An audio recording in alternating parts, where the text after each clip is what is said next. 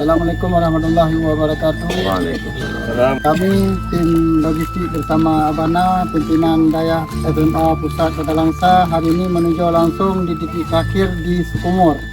Alhamdulillah Abu, orang tim NIDA masih tetap semangat untuk menegakkan ajaran Ahli Sunnah wal Jamaah di Sukumur, dan terima kasih kepada seluruh donatur termasuk tim dari Ikram dan Tasapi Asuni dan tebir khusus relawan NIDA Mudi yang tetap semangat terus sampai hari puasa mungkin Alhamdulillah. Dan kami tetap membutuhkan bantuan dari rakan-rakan di seluruh Aceh untuk sama-sama kita mendukung agar pulihnya situasi di Aceh Tamiang. Terima kasih. Assalamualaikum warahmatullahi wabarakatuh.